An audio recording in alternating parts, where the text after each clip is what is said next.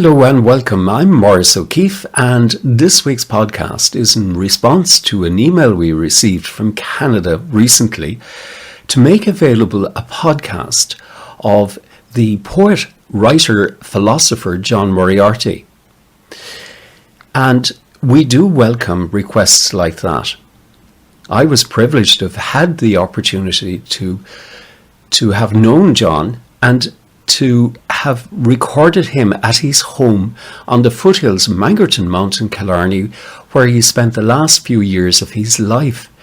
In 2006, I recorded approximately 3 hours of interviews over 3 days, and I've selected sections of those recordings for this podcast. So let's get started. John Moriarty grew up in a small farm in my van in North Kerry. I had the great good fortune of growing up in a small farm, 32 acres of fairly bad land, where, you're 11 cows, and not much going for us, in relation to material things. But we were able to run wild in the country, at that stage. We could go off, no problem, go 5 miles across bogs, to raid an orchard, and climb a fence that elephants wouldn't climb, to get into the orchard, and hanging off trees, when the fellow in the orchard came up the orchard, and the only way we had to go was not back out over the fence because he'd catch us, was to run straight through his back door and in his front door and out into the fields, with whatever few apples we had, And it was that, there'd be a flood in the river and we'd be down below in the flood in the river, and we'd be lifting every stone, in the river, searching for eels, under the stones, So it was a totally sensuous life, and I remember Tom Welsh and myself every spring would go off looking for birds' nests, And there was one year, when we had 46 birds' nests that we knew, and we'd go back to them again and again and again, and I'd put my finger in a wren's nest, and I'd feel 5 eggs, and then we'd come back a few days later and put my finger in the same wren's nest, and I'd feel 5 little chicks, do you know what I mean? And when I'm talking about birds' nest now, I'm talking about the difficult birds, to find the wagtails and the chaffinches and even the goldfinches over in Paddy Haddon's orchards, So the idea of walking through the land every evening, the fields every evening, the neighbours' fields, all their fields around, and looking, and we were perfect hunters, we would walk as silently as an African hunter up to a nest, so as not to disturb the bud, So we learned about nature that way. We learned, to put one foot silently in front of another, and if there was a bird sitting on a nest, there was a blackbird sitting on a nest, it was always a defeat for us if the blackbird left the nest, We'd see the blackbird sitting in the nest and we'd walk away, and another day, we'd see, the eggs or whatever, But growing up in that little farm, your mother was an O'Brien. She was O'Brien from over Barvageen, she was over just the borders of County Limerick, and she was a mighty woman. She was a force of nature. She was a power of nature. On her own yard and her own floor, she was a mighty woman, and she had supreme intelligence and the gift of speech, and there was none of us a match for her.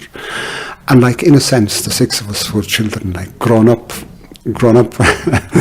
How do we come into our own reality in the presence of the enormity of this woman and her reality, But we somehow did make it out anyway, because but if you met that same woman in the square in the store on a fair day, she wasn't half the woman that she was in her own yard and in her own floor, do you know what I mean? In her own yard and her own floor, she had supreme confidence, the confidence of the fullness of her humanity, and God knows there was a lot of humanity in her, And she was a great woman because she basically reared the 6 of us, because my father, there was no money in the 1930s when they were skinning the calves.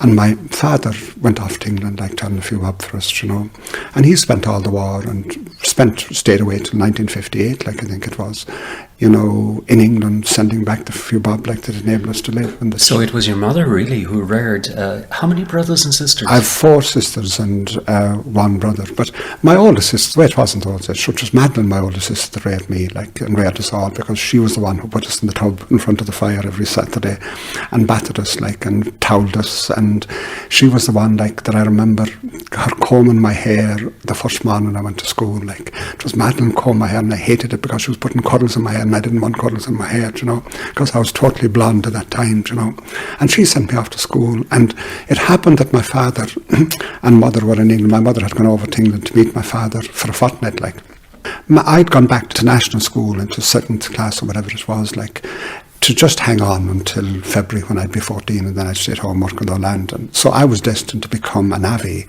work though Landon in the summer, and go off and be a navvy in England in the winter. That was the kind of life that was laid out for me. But I came home that first day from early first week in September from national school, and Madeline said to me, she said, "Did you ever think of going to St. Michael's in a stall?" And I said, "Jesus, never thought of that at all. So I'm supposed to stay at home and look after our land." And she said, "There's an old Gettle's bike outside in the middle house. If I rigged it up, would you go?" And I didn't. I was too kind of stupefied and dumbfounded, to either say yes or no. Didn't she go out and rig up this old bike? And next morning she called me, sent me off to St. Michael's in a stall. And my brother was going, and he raced off ahead of me, and I only barely knew the way, and I ended up at St. Michael's in a stall anyway, and so it was Madeline, my older sister, who in a sense changed my life. So, John, you started when you finished school in secondary. Yeah. What did you do then? Well, I mean, there was 3 ways out then. You either went to Dublin Corporation, or you became a policeman, or you became a teacher. And if you got high enough grades, the thing is to get the call to training, and didn't I get the call to training? But so I went to St. Pat's in Drumcondra, the Teachers Training College in Dublin, but I realised that teaching wasn't for me at that level, at all, I still had huge questions that time. I had read Darwin and The Origin of Species at home under a double wick lamp, paraffin lamp, and it had shattered my life. When I do you always think that you were questioning things? Yeah, I started at 17 and a half. When we started with reading Darwin, that literally, I mean, the night I read the geological chapters in Darwin, I grew up in a world that was made in 4004 BC, according to the Bible. If you go back through all the biblical begats, you get to 4004 BC, suddenly I'm in a world that was, Darwin is talking about 400 million years, 600 million years, 800 million years. And I remember walking out that night, and standing in the yard. It was a wild night. And I hung in infinite space and infinite time. And the feeling I had was that if you added me to infinite space and infinite time, it didn't make any difference. And if you subtracted me from infinite space and infinite time, it didn't make any difference. So I was insignificant in the vastness of the universe, completely insignificant. And I suffered that insignificance horribly for years. So I couldn't rest teaching children, even though I started teaching after Drumcondra, I started teaching. But I went to university went back to university, went to UCD, looking for answers, And of course I didn't even get the questions, my questions weren't even being asked in university, So I was left with the big question still, And they live with me throughout my life, and I wrestle with them. You went to England? Oh yeah, after doing the BA, I went off to England, and I arrived in England with 3 Irish half-crowns, and I spent the first night on the streets, and Jesus, here I am again the second night on the streets, because I looked at London, I looked at the energy, I looked at the power, and I looked at the whole thing, and I couldn't give my energy to this crazy modern world, people with their rolled umbrellas walking up and down, and am I going to get into some kind of uniform, and become part of modern workforce? And I couldn't do it, I couldn't give my energy. And I was thinking, here I am walking the streets of London, and there's food being thrown out of the back of every restaurant, and I'm hungry, And didn't I meet someone, didn't I hear my name being called one day? Wasn't it a fella that I had managed, another student that I'd given £5 to in Dublin when we were students, and he said, Jesus, I've been wanting to give you back this all £5. And I had the £5 now, and I lived on, I remember it well. I lived on a shilling and a penny halfpenny a day. I was get a baguette and cheese below in Leicester Square, in a little delicatessen in Leicester Square. And I walked down to St. James's Park like that. And then I'd sleep in the libraries in the middle of during the day, and I'd walk the streets at night. And that went on for about 2.5 months, while I was trying to figure out, do I want to give my life and my energy to the modern world? Or is the modern world a crazy place? in 1954, I think it was, word went out around North Kerry, there was some mighty man coming to the stall, you know, that he could do mighty things altogether. And it turned out that he was a hypnotist, and Barney Enright was the only person in my van who knew what a hypnotist was like. And it turned out to be Golding, whatever, Paul Golding. And he brought people up on stage, like, and he hypnotised them to all kinds of daft things. And there was this last crowd that he brought up, you know, and he hypnotised them to think they were milking cars. And my mother was there, and she was delighted because Kane Stack's daughter in the stall was above from the stage milking cows, doing the kind of things that she does every morning, you know, herself, you know. And Kane Stack's daughter, like, never went near a cow in her life, like, you know, because she was posh in the stalls, you know. And didn't he do a wicked thing? He didn't bring them fully down. And when they went back out in the street, didn't one of them get down on an old Maurice mining car and started milking the car, like, and they all started milking old cars down on Church Street in the stall. And I thought, like, there they are, like, hypnotised, milking cars in the stall. And as I stood in Oxford Street, like, I thought, here are people, and they too are all kind of milking cars, like. And except the difference between Oxford Street now in London and the stall is that the people are laughing in the stall, there's no one laughing in Oxford Street, you know. So it was a sense like that we're all kind of hypnotised, and we're all doing this old thing, this living the kind of life we're living, and I wasn't able to give myself to it, you know. But eventually, like, I found my way back to Leeds University because I met the head of the department of philosophy there, and he said, would you come and join us? And then one day I met a woman in the philosophy department, came in, who was a student of the philosophy department. Said, John, this is my mother from Canada, would you look after her, you know, for an hour, because I have to go away. And I said, I'll happily look after your mum, you know, she's from Canada, I'll happily look after her. So we went across to another pub at the other side of the road, and it turned out she was a professor in Canada, and she was in England doing a lecture tour in Shakespeare, giving lectures on Shakespeare, you know. And at the end of about 2 hours, she said to me, there's a job vacant in my department in Canada. Would you think of applying for it? And I said, my God, I mean, yours is an English department. I've been only studying philosophy. And she said, I know, there's a job vacant in my department. Would you apply for it? And I didn't.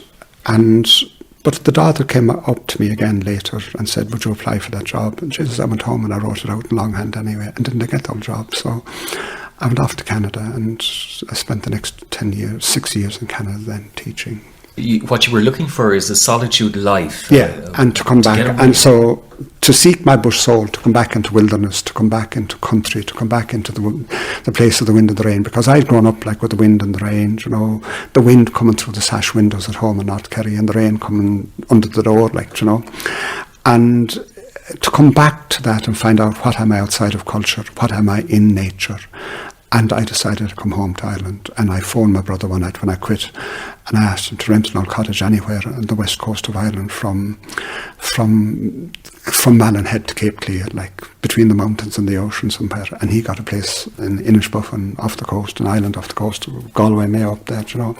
And then I came into Connemara, and I ended up spending more or less 23 years in Connemara. I spent a year and a half out in doing his garden for Robert Guinness up in Kildare, and I spent a year or so in a monastery in Oxford as a layman, working in the garden there, and I spent a year looking after my father. But apart from those years, I spent the rest of the time in Connemara and working as a gardener. On a bike, cycling around. Cycling sometimes 8.5 miles to work, yeah. I mean, I ended up living in Letterdive, which was a Victorian house, like, in a wood. And I lived there in the winter, and then I was living in an Edwardian house called Listenbrook in the summer, and I'd cycle between them to work in both gardens, like, and there was another garden as well, the Anglers Return, that I was working. So yeah, I would cycle 8.5 miles, like, to work every morning. But if a shower came, like, I'd call in to see the Linnans on the way, you know, I'd call in to see the Kerrigans, or I'd call in to see Lynn or Sean Caney, like, you know. And I got to know the roads because I cycled them in, like, I'd cycle to the store, to school, you know, 7.75 miles every morning. And now I'm back on our rally bike again, you know, and I'm cycling to work, and working in gardens suited me hugely, like, you know, because it turned out like that in Connemara even, I think I was the only countryman that I knew in Connemara. I'd become a countryman because I needed to be a countryman. I'd been in the city, and I'd been a city man. Now I'm in the country, and naturally, like a duck taken to water, I became a countryman. And like, I worked every day with spade and shovel and digging fork and bow saw and stuff. And like, I inherited some great gardens, an old Victorian garden and an old Edwardian garden, like. And I am there and I'm given freedom to redesign these downwards so the one man can look after them, you know. And I had the time of my life again. You're now at a stage where you were concentrating on your books and writing, and so this became your life. Is that true? Not quite, like, because I would go to work every day and work with our gardens, and I'd be thinking about things, like, all day on my own. I'd be thinking about things in the garden, and then I'd come home and even have a bit of tea, like, and I'd write down whatever I'd been thinking about during the day, you know. So in a sense, the writing was incidental to the thinking, you know, and it was such strange stuff that I was writing, like, that I couldn't ever imagine that anyone would ever publish this. This is never going to be published, like, you know. And I couldn't be a popular writer, like, and I wouldn't be a popular writer, just write for the sake of being popular and being well known, you know. I had to write as I felt, as I thought, you know, and if this is difficult, so be it, like. And the hope was that maybe someone looking over my shoulder there might be the odd person who'd find what I was saying worthwhile, you know. But I knew I was writing books that were probably both unreadable and unpublishable. But didn't Andy O'Mahony came through my door one night to do an old interview for radio, and the next day didn't I have a couple of days later, didn't I have letters from 2 publishers in Dublin asking me if I had any old manuscripts, you know. So that was the beginning. I mean, I offered Tuttle was gone a long time, all 3 volumes to Anthony Farrell, who's Lilliput Press, and he looked at them, Jesus, I can't publish them, you know what I mean? I don't know, and writing difficult stuff like this. And he asked me if I could boil it down to about 200 pages, and I said, no, I'm not interested. But then didn't I write Dreamtime, a book about 200 to 300 pages, like, and the moment he had that existed, I'll publish this. I won't even look at it, I'll publish it, you know.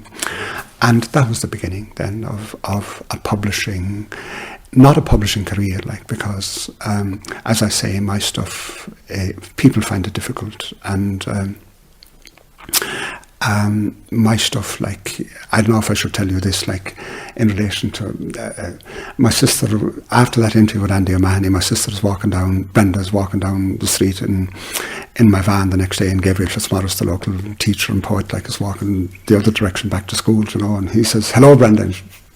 She says, hello, Gabriel. And he says, how are you, Brenda? She says, I'm fine. How are you? And he says, I'm fine. And then he asked her, did you hear John on the radio last night? And she says, I did. And he calls out, what did you think of him? And she said, well, at the very beginning of the programme, Andy O'Mahony said his name is John Moriarty and he comes from my van, and that's the last thing I understood. So, I mean, and when she read Dreamtime then, she said, Jesus, do you know the way they say in the country?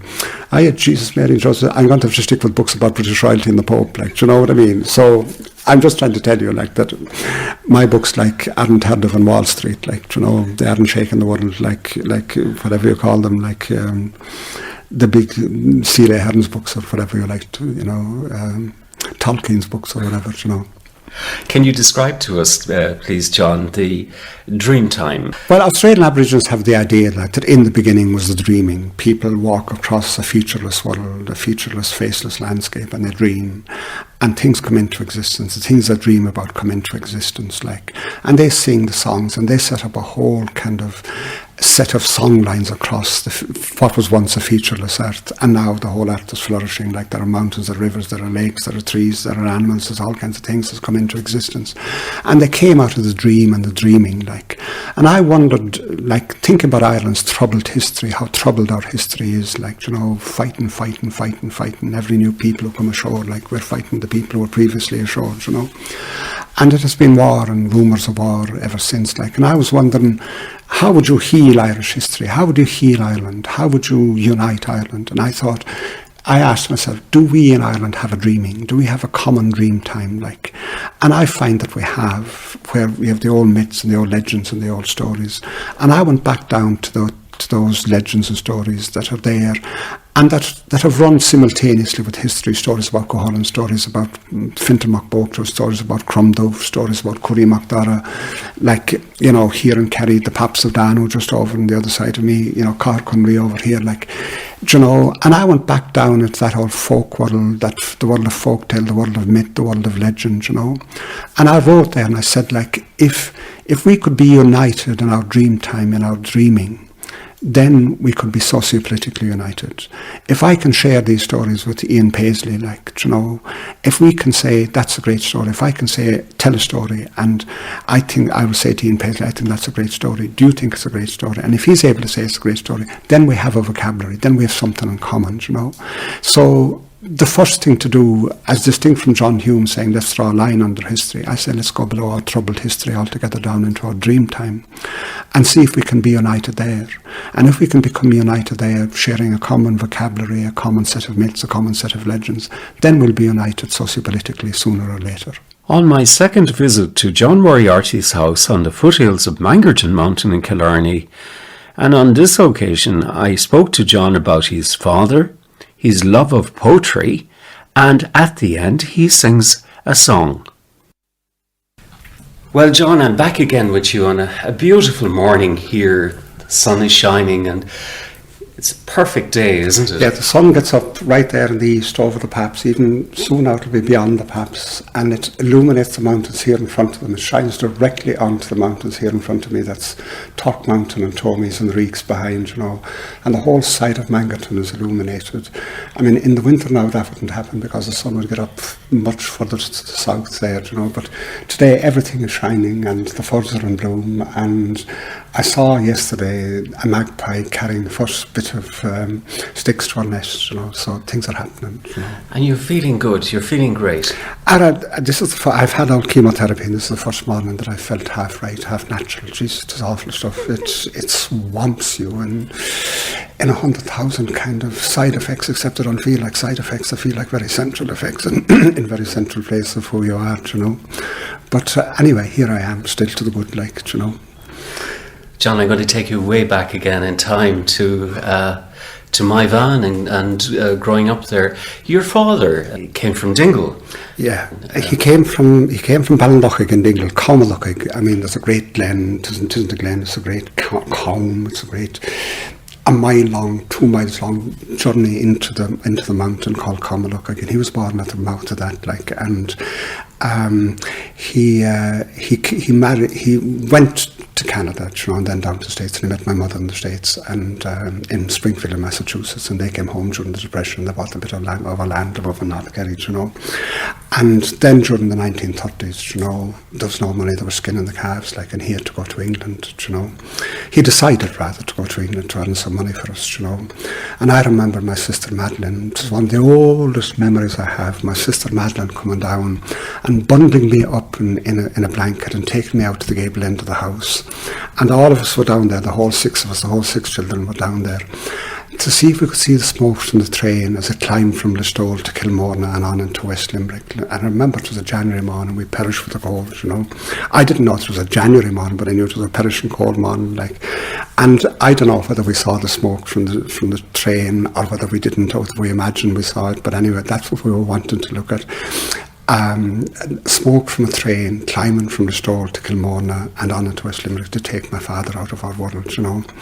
And I remember a couple of years later then being bundled into a car, you know, and taken to Listowel, and we were standing at the platform in Listowel, you know, the train station in Listowel, you know, and we were waiting for this train to come in, and Jesus, eventually didn't we hear the whistle, and then the lights came on down the track, you know, and into the station came this huge big turmoil of an engine, you know, and never have we seen steam coming out of anything like that. We used to have big pots at home to boil water for the mess for the pigs and things and the hens and everything like that, and that just created bits of steam, but geez, we never saw steam like this.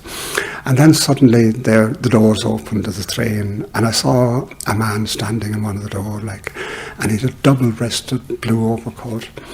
And I saw my mother going towards him, and they embraced, you know, and after a while he looked out at us, and I remember standing there like as he was looking at us out over my mother's shoulder, you know, and I asked myself, I wonder, does he know which of us I am? Does he know that I'm John, you know? And that was a child, like, yes. A little son needing recognition from his father, like, you know, there was a loneliness in that, like, I wanted to say, know which of us I am, does he know that I'm John, you know? But you had memories when he was around of, say, walking the cattle up the field. Jesus, that was later then, like, you know, I mean, 10 or 12 years later then, you know, I'm turning hay in the hill meadow, and I'm on my own, and the Lord save us, I've only done 5 or 6 rows, like of hundreds of odd rows of hay, you know. And I'm kind of fed up in that, you know, because I'd be wanting to cycle into the store in the hope that I'd meet Bridie Sullivan or someone, you know. And, you know, but there I am anyway. The car stopped at the gate, like, and out comes this man, and I looked and I saw it was my father, coming back from England.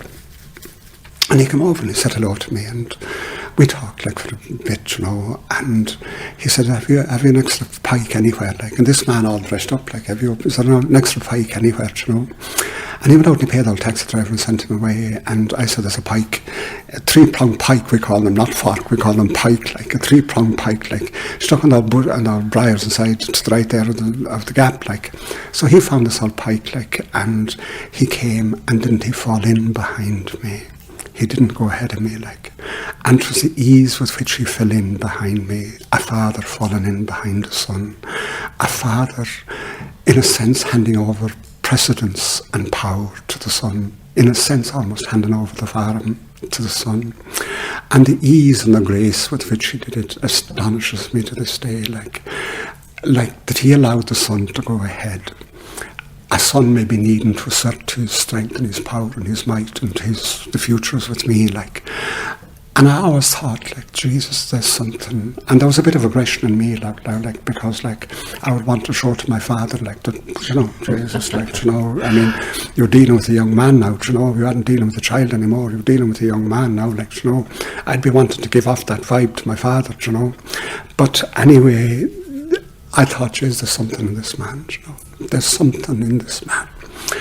And then he fell in behind his 11 cows, like 11 cows and calf, walking down the road behind them in the morning and walking up the road behind them in the evening, you know.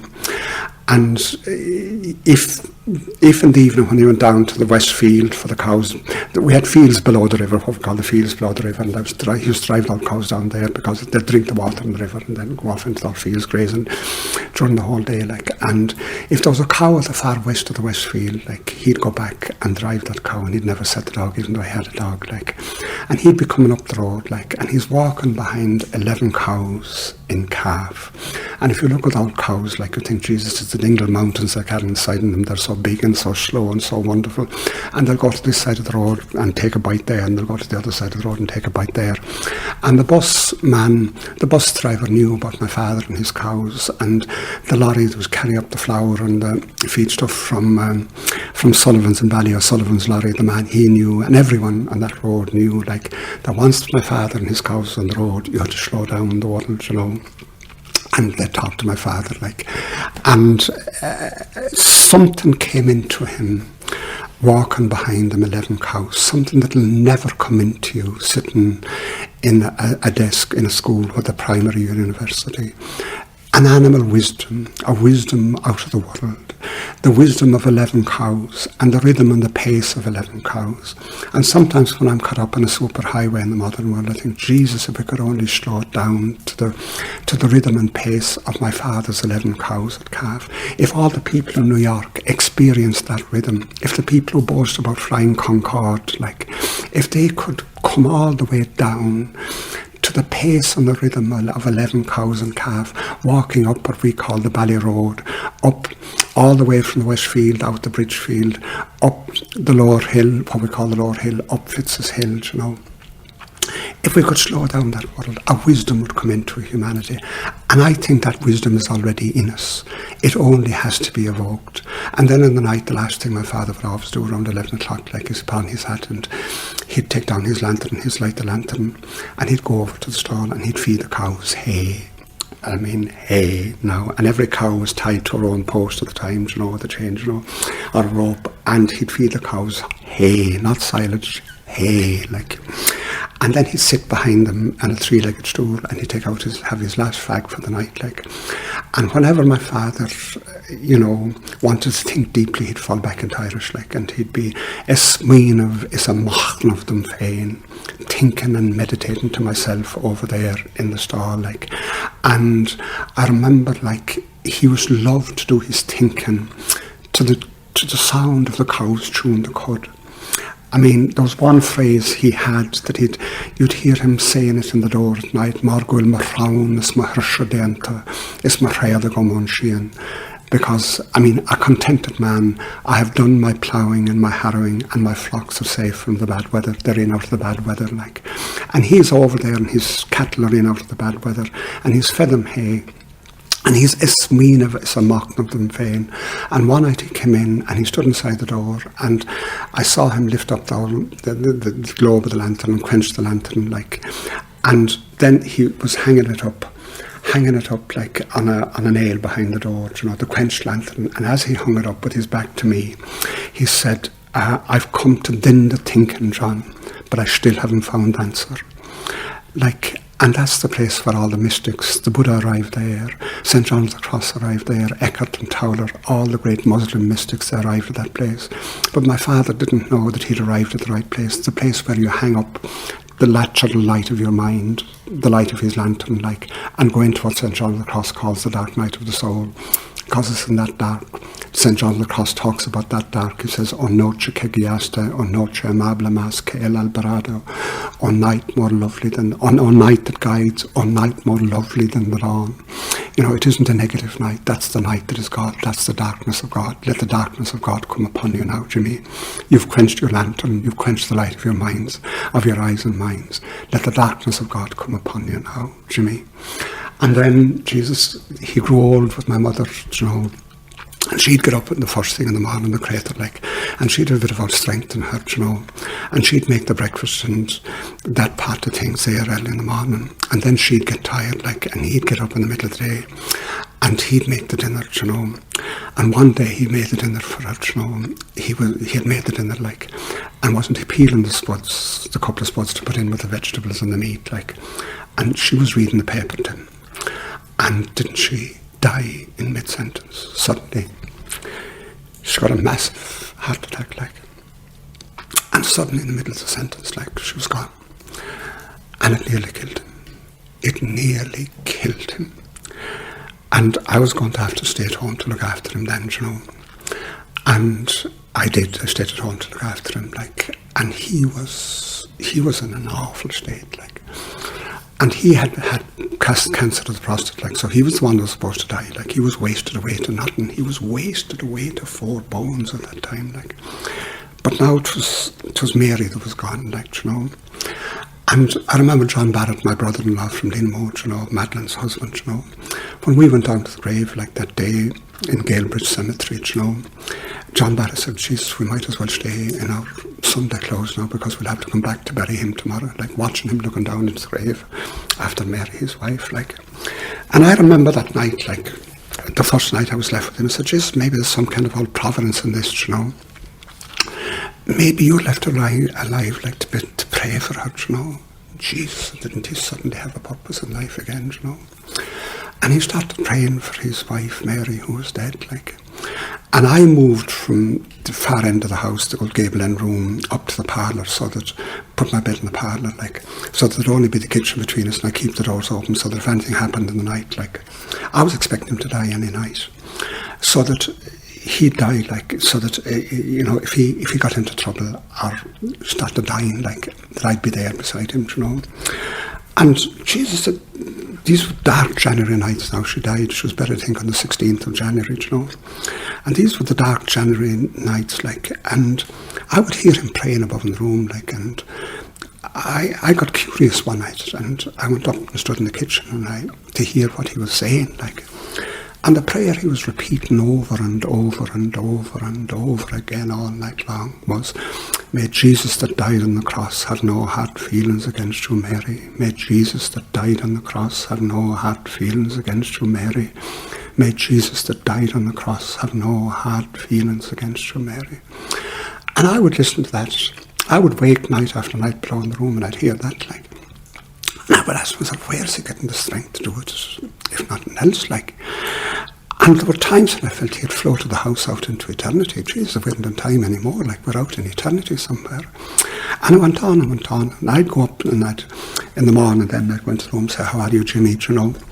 And he'd tell me, he said, she's still in the house, like, and Mary's still in the house. And he'd give me all the signs about how he had her in the house and what she did in the house and where she was in the house, like. And I had a sense myself that she was still in the house, that my mother hadn't gone on the great journey, that my mother hadn't departed, like. And what was her reason for Some staying people around? some people linger, especially when you're crashed out all of a sudden. You linger, and if you linger, you can become an angry ghost, do you know what I mean? If you don't go on the journey, like, that's ahead of you, if you can get attached to the shadow of the earth, like, and if you do, you're in trouble. And I had an awful sense, an aching, awful sense, that I'm in a house, like, where my mother's in trouble. She's in spiritual trouble. She's in the house, but she's in a She was spiritual... trapped within the house? Yeah. Or that she's lingering within the house, like, she isn't going on the journey. Was there something that she still wanted to... Whatever. finish? I had Yes. no idea, Yeah. like...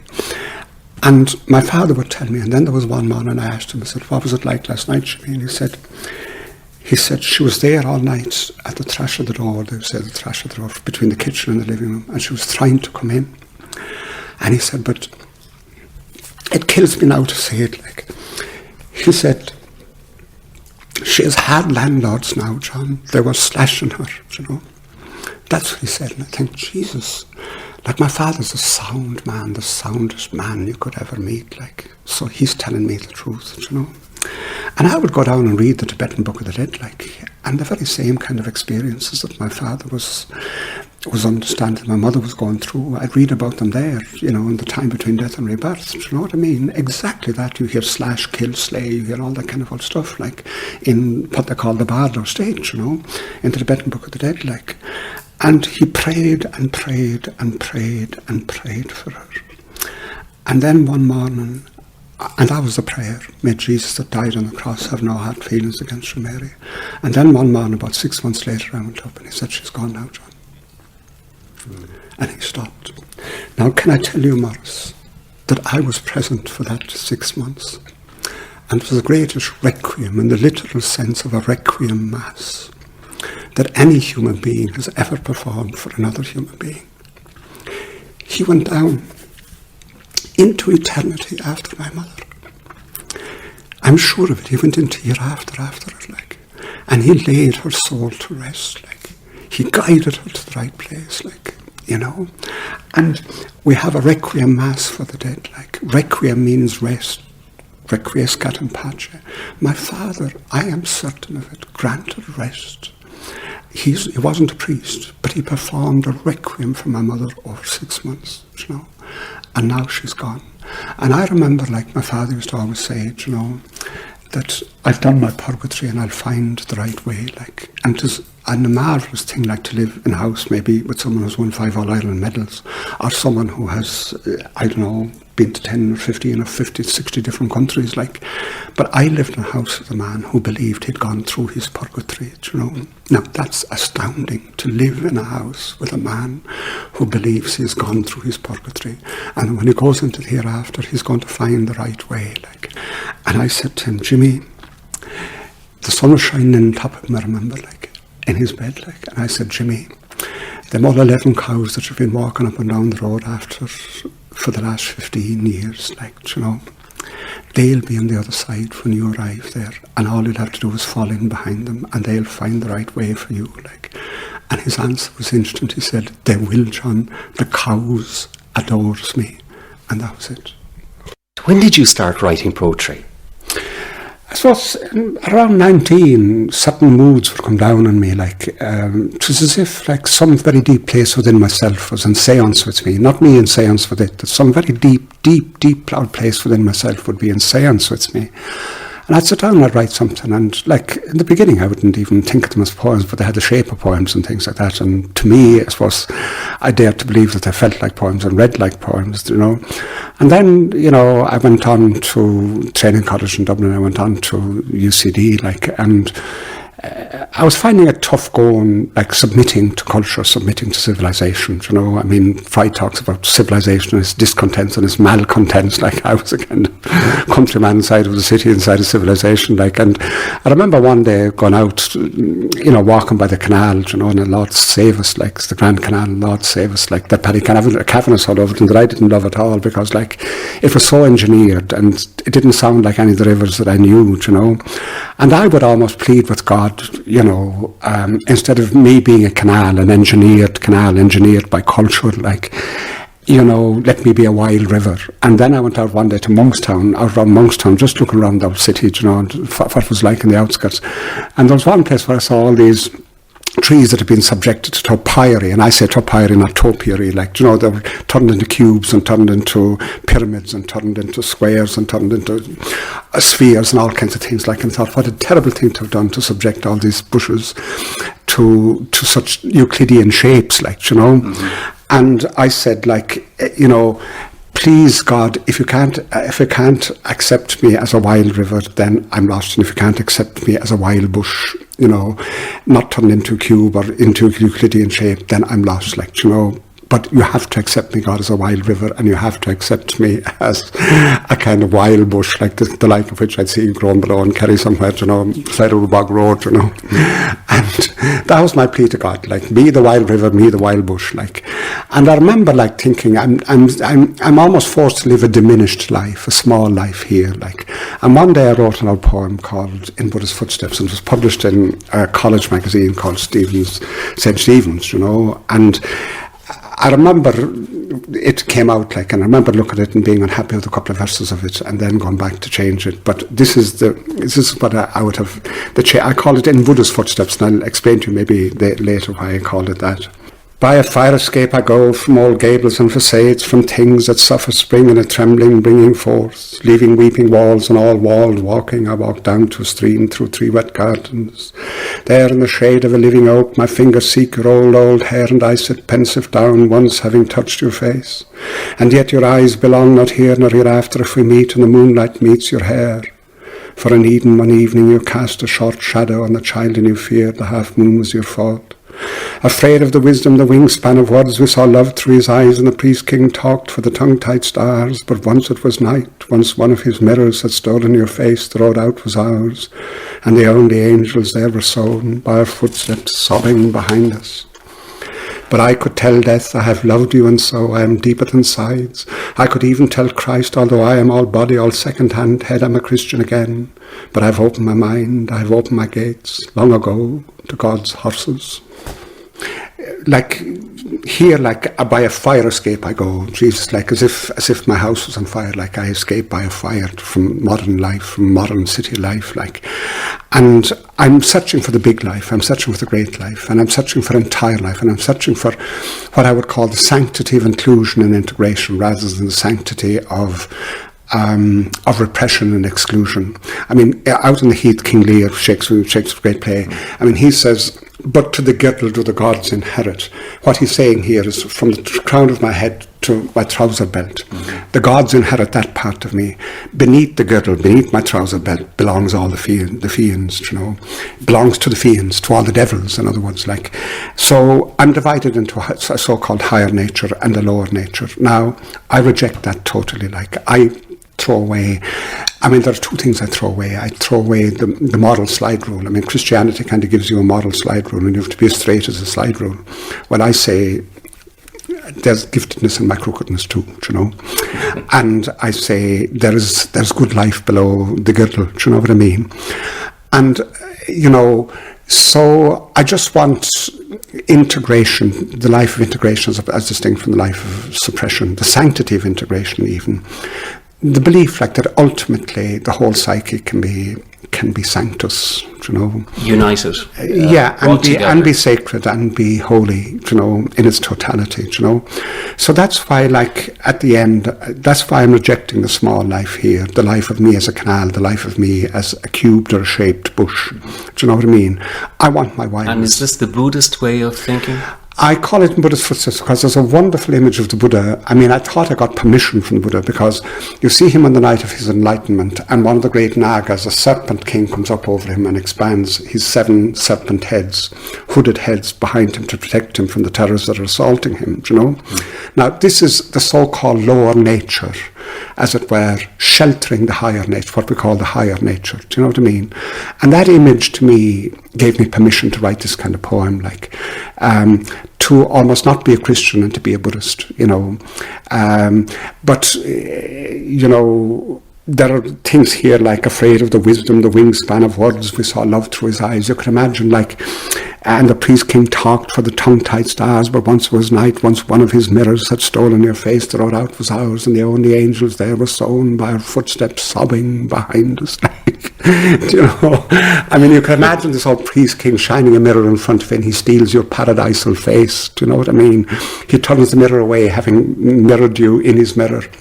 His kind of magic mirror, like, and he's stolen your paradisal face, and you're left with your ordinary conventional face, like, you're left with your song of experiences, sing through a song of innocence, like, and, you know, so my way of going, like, was to seek not innocence prior to experience, but innocence in and through experience, like, because I found out, like, and had already found out at that stage, like, I think that I wasn't a virgin to begin with. Like, I didn't come into life as a virgin. I discovered virginity in bed with a woman I loved. Do you know what I mean? It was there, because up until then, like, you'd be looking at a woman, you'd be looking at her shape, you'd be looking at her breast, you'd be looking at her bottom, you'd be looking at a woman, like, in all kinds of ways, like, they were pretty lustful. But then, Jesus, you're suddenly in love with a woman, like, and it's a sacrament of tenderness in bed with her. Do you know what I mean? And suddenly it was in bed with a woman that I discovered my virginity, that I became chaste. I became chaste, like, so I acquired this great virtue, not in some paradise before the fall, like, but in and through experience, like. And this is why I say in this book, in this poem, like, that I opened my gates long ago to God's horses. And I'm trying to say there also, like, that I am immortal, not because I have an immortal substance called soul in me. I'm immortal because I have loved you, but I could tell death I have loved you, and so a particular woman, but I could tell death I have loved you, and so I'm deeper than sides. All death, the skeleton, will come at me with his sides, like the whole 4 bones will come at me with his side, and I look at him and I smile and I say, I am deeper than the blade of your sides. However deep the blade of your side is, I am deeper because I've been in love. And I'm just wondering, did you ever actually sing? Did you ever sing a love song? I did, but the Lord save us, Maurice. I'm now 6 months into chemotherapy, like, and it has me pinned back to the wall, and has weakened me in my nature, and has weakened me in my voice. It has weakened me in my memory. It has weakened me, like, it has. So, Jesus, I don't even know if I could sing. I don't even know if I could sing, you know. Yeah. But I used to sing in our pubs in Innisbuffin when I was there, you know. So it'll probably be terrible, but, you know, Jesus, I don't know. Well, I sing Peggy Gordon, maybe. I'll try, but, you know, the voice isn't there. I don't have the voice now with the chemotherapy, like, you know. Oh, Peggy Gordon, you are my darling. Come sit you down upon my knee. Come tell to me the very reason why I am slighted so by thee. I put my head to a keg of brandy. It was my fancy, I do declare, for when I'm drinking, I'm always thinking and wishing Peggy Gordon was there. I'm so in love that I can't deny it. A troubled heart lies in my breast. 'Tis not for you to let the world know it. A mind in love can know no rest. I wish I was in some lonesome valley where womankind might not be found, where the little small birds do range their voices, and every moment's a different sound. Oh, Peggy Gordon, you are my darling. Come sit you down upon my knee. Come tell to me the very reason why I am slighted so. By thee, why I am slighted so. By thee, why I am slighted so. By thee, why I am slighted so. By thee. Oh, John, that was absolutely beautiful, and thank you very, very much indeed. That was beautiful. Was it? Yes, it was. Well, we've come to the end of this week's podcast, and I hope you enjoyed listening to writer, poet, and philosopher John Moriarty. There are many hours recorded with John, and if you would like to find these recordings, you can do so by going on to www.irishlifeandlore.com and search for John Moriarty. I'm Maurice O'Keeffe, and I look forward to bringing you another